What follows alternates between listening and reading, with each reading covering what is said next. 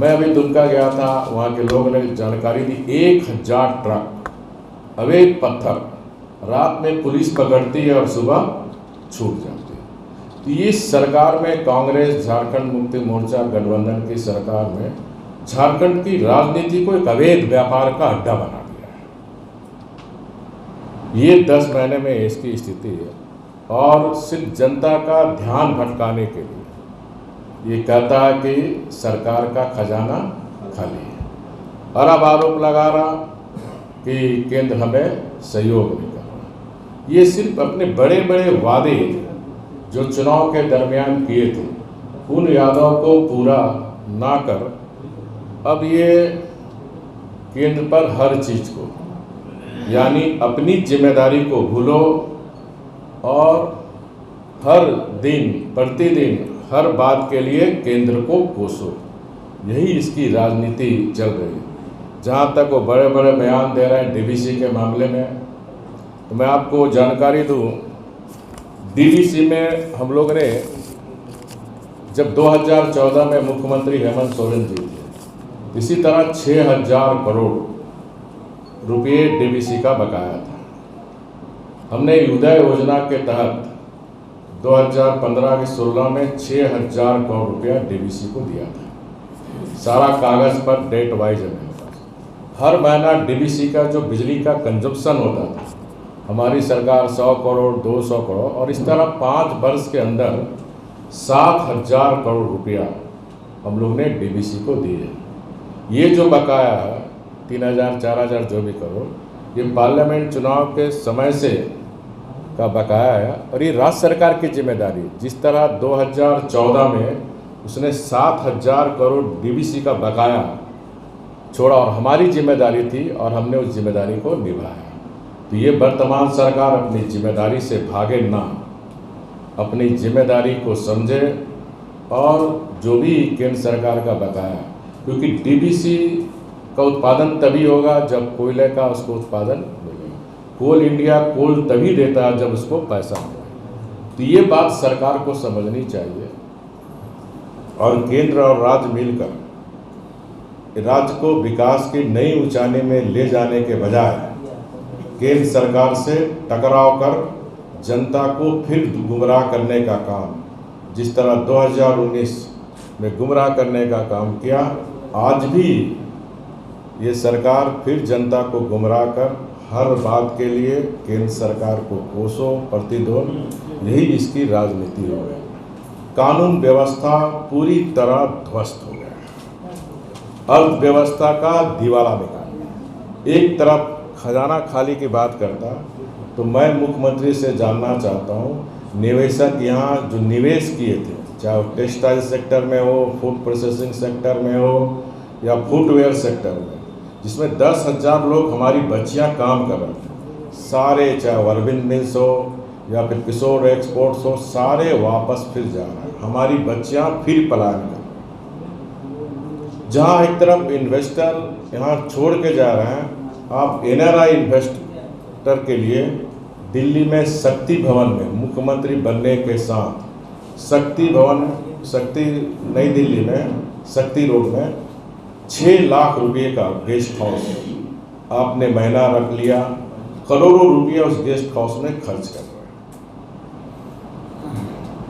झारखंड भवन में जब मुख्यमंत्री निवास है, गवर्नर का निवास है, तो अलग से एनआरआई इन्वेस्टर के लिए आप अलग से गेस्ट हाउस जिसमें करोड़ रुपया खर्च कर रहे हैं, जो फिजूल खर्च कर रहे हैं। जब खजाना खाली है तो फिजूल खर्च ये नहीं होनी चाहिए। दूसरा, आपने देखा होगा ये जो पत्थर अवैध, जो पत्थर लीज, किस तरह राजस्व का घाटा कर ये सोरेन परिवार अपना खजाना भर रहा है। 20 मार्च 2020 को जो पत्थर उद्योग है उसकी लीज अवधि समाप्त हो गई थी और सरकार या फिर खान खनिज लघु नियमावली मोदी जी के आने के बाद ये तय हुआ, चाहे कोयला हो, पत्थर हो, हर चीज़ ऑक्शन होगा, जिससे राज्य का राजस्व भी प्राप्त होगा और रॉयल्टी भी प्राप्त होगा। लेकिन इस सरकार ने बड़े बड़े पत्थर उद्योग से सांठगांठ कर और कहा जाता है कि काफ़ी इसमें करोड़ रुपए की लेन देन हुई। जो राज्य के राजस्व में आता वो इसके परिवार के राजस्व में गया, और करोड़ों रुपया राजस्व अगर ऑक्शन होता तो करोड़ रुपया राज्य के राजस्व को प्राप्त होता, लेकिन इन्होंने ऑक्शन के बजाय 2 साल के लिए उसका एक्सटेंशन देने का काम किया। उसी तरह बड़े बड़े शराब व्यवसायियों का एक्साइज ड्यूटी इन्होंने माफ किया, और कहा जा रहा उसमें भी काफ़ी लेन देन हुआ। तो इस तरह राज्य के राजस्व को किस तरह नुकसान पहुंचा रहा, ये सब झारखंड की जनता देख रही है। कोई भी सरकार की जिम्मेदारी होती है जब वो सत्ता में आते हैं तो राजस्व के नए नए अवसर तलाशते हैं ताकि अपनी राज्य की अर्थव्यवस्था को हम मजबूत करें। लेकिन ये सरकार तो राज्य की अर्थव्यवस्था का दिवाला कैसे निकले, कैसे हमारा खजाना भरे, राज्य का राजस्व खजाना खाली हो, इस तरह ये सरकार काम कर रही है। और ये दिग्भ्रमित कर रही है कि हमारे पास पैसा नहीं है, क्योंकि इतने बड़े बड़े वादे किए थे। ये वादे अब हर परिवार को 72,000 रुपया दे ही नहीं सकते, इतने बड़े बड़े वादे। इसी तरह आपने देखा होगा चुनाव के समय हमने स्थानीय नीति परिभाषित की, और 14 साल से झारखंड के बच्चे बच्चियां को भी आशा थी कि अलग राज्य होगा, हमें भी सरकारी नौकरी मिलेगी। हमने 1 लाख से ज़्यादा 5 साल के अंदर सरकारी नियुक्ति दी, जिसमें 95% झारखंड के आदिवासी मूलवासी झारखंडवासी, चाहे 18,000 शिक्षक की नियुक्ति हो, 8,000 पुलिस की नियुक्ति हो, सिपाही की नियुक्ति हो, 2600 दरोगा की नियुक्ति हो, विभिन्न विभाग में नियुक्तियाँ। चुनाव के दरमियान भी लोगों को गुमराह किया कि सब बाहर बिहार, उत्तर प्रदेश, छत्तीसगढ़ के लोगों को सरकारी नौकरी मिली। और आपने देखा अभी किस तरह आदिवासी मूलवासी जो शिक्षक काम कर रहे थे, सरकार के हाईकोर्ट में गलत व्याख्यान के कारण उनकी नौकरी चली गई थी। मैं अब झारखंड मुक्ति मोर्चा सोरेन से पूछना चाहते हूँ, जो चुनाव के समय आप गुमराह किए थे, ये जो हमारा आदिवासी मूलवासी बच्चे के पेट में जो आपने लात मारा था, ये कौन है? और सरकार ने कहा था हम सुप्रीम कोर्ट जाएंगे, आज तक सुप्रीम कोर्ट नहीं गया, बल्कि हमारे छात्र जो आदिवासी मूलवासी और सुप्रीम कोर्ट गया, हम लोग ने पूरी सपोर्ट की। कल उन्होंने आया भी था रांची में धन्यवाद देने, स्टे हो गया। हम सरकार से मांग करते हैं कि जोरदार ढंग से इस पर सुप्रीम कोर्ट के द्वारा, क्योंकि सुप्रीम कोर्ट ने सरकार को भी पार्टी बनाया, तो अपना पक्ष मजबूत रखे ताकि हमारा आदिवासी मूलवासी जो 8,000 टीचर की नियुक्ति हो गई थी उसकी पेट में न मारे। इस तरह सरकार आदिवासी मूलवासी झारखंडवासी के विरोध की सरकार है। ये सरकार वंशवाद, ये जो गठबंधन है आप देखिए, सब वंशवाद परिवार से संबंधित। जेएमएम वंशवाद की राजनीति, कांग्रेस वंशवाद की राजनीति, आरजेडी वंशवाद की राजनीति। ये गठबंधन वंशवाद की सरकार चल रही है। जहाँ वंशवाद की सरकार चलती है वहाँ जनहित से इन्हें कोई मतलब नहीं होता, उन्हें मतलब सिर्फ अपने और अपने परिवार से। और इस 10 महीने के अंदर अगर हम देखें तो इस 10 महीने के अंदर ये तीनों वंशवाद की राजनीति करने वाला गठबंधन सिर्फ अपने बारे सोचता और अपने परिवार के बारे सोचता है। ये 10 महीने की सरकार का जनता का आकलन है। और ये कांग्रेस पार्टी जो कितनी पुरानी पार्टी है, अब कांग्रेस पार्टी की स्थिति ये हो गई है कि अब क्षेत्रीय दल का पालकिट हो रहा है, पिछलग्गू बने हुए हैं। इस कांग्रेस पार्टी की न कोई विचारधारा है। कांग्रेस पार्टी आज के दिन दिशाहीन पार्टी है, और किसी तरह पिछलग्गू किसी क्षेत्रीय पार्टी को लेकर साथ में चलकर, तो ये स्थिति कांग्रेस पार्टी। और इस झारखंड को बर्बाद करने में सबसे बड़ा हाथ कांग्रेस पार्टी का। कांग्रेस पार्टी इस राज्य को चारागाह बना के रखना चाहती है। और आपने देखा 14 साल में जो राजनीतिक अस्थिरता के जड़ में अगर आप जाइएगा तो कांग्रेस, हम सब ने देखा किस तरह एक निर्दलीय को मुख्यमंत्री के बनाकर किस तरह के संसाधन को लूटा।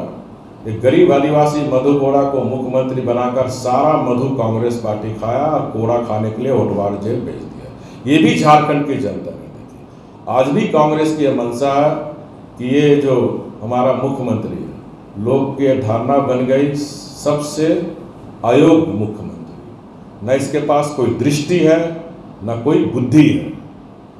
तो इस अयोग्य मुख्यमंत्री के कंधे पर फिर से कांग्रेस पार्टी की मंशा है कि इस राज्य के संसाधन को लूटना। तो भारतीय जनता पार्टी इस राज्य के, क्योंकि बीजेपी का जन्मदाता श्रद्धेय अटल बिहारी वाजपेयी है, भारतीय जनता पार्टी इस राज्य को लूटने भारतीय जनता पार्टी के कार्यकर्ता नहीं देगी। ये मैं आप सबके माध्यम से कहना चाहता हूँ। और बेरमो और दुमका दोनों उपचुनाव भारतीय जनता पार्टी की जीत के बाद ये झारखंड की दिशा और दशा को आने वाले 2021 में बदलेगी, ये आप आने वाले समय में देखेंगे। राज्य की जनता ये वंशवाद के गठबंधन की सरकार से मुक्ति चाहता है, जिसका लिम्टन टेस्ट दुमका और बेरमो में जो मैं जनता का रुझान देख रहा हूँ, दोनों सीट भारतीय जनता पार्टी को मिलने जा रही है। दूसरा, कांग्रेस के लोगों को है कि पैसे मेरे पास, क्योंकि ये जो लूटे 10 महीने चुनाव के समय, चाहे झारखंड मुक्ति मोर्चा हो, कांग्रेस हो, जब इनके पास जनमत सामने देता तो वोट पैसे से वोट को खरीदना चाहता है। ये बेरमो का भी इतिहास है और दुमका का भी इतिहास। लेकिन अब हमारा जनता काफ़ी जागरूक हो गया।